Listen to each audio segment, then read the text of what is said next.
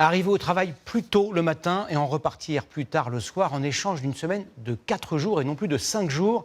C'est la proposition faite aux fonctionnaires par Gabriel Attal.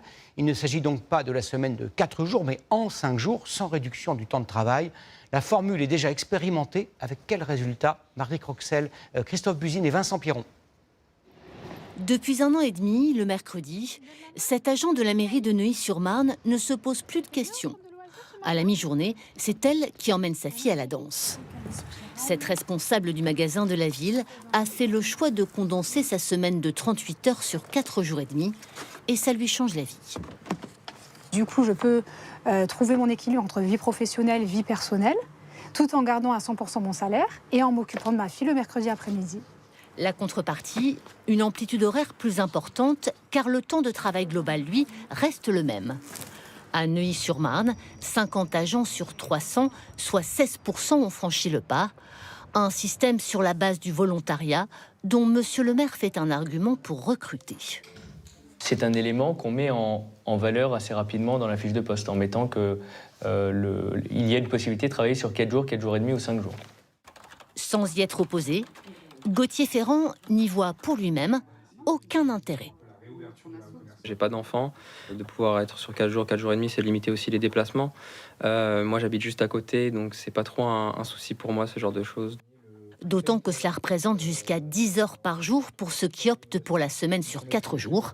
Mais le maire ne voit que des avantages à ce dispositif qu'il a voulu très souple. Le service public, lui, reste le même, voire s'améliore, parce qu'en réalité, vous avez des agents plus efficaces, qui ont plus de temps pour eux et qui sont aussi plus concentrés quand ils travaillent dans la collectivité.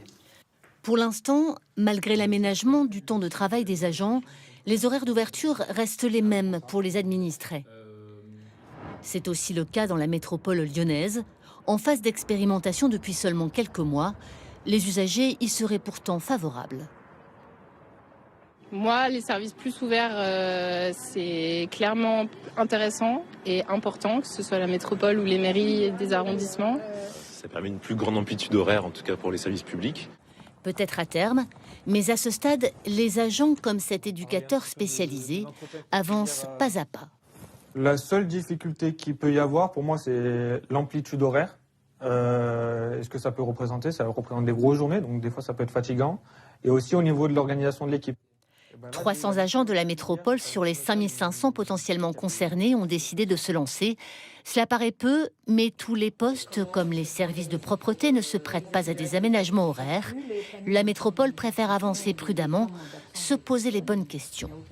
Quelle sera la charge de travail sur les personnes qui n'expérimentent pas cette semaine de 4 jours? Est-ce qu'il va y avoir un report de charge de travail? Est-ce que cela va créer des tensions dans les collectifs de travail?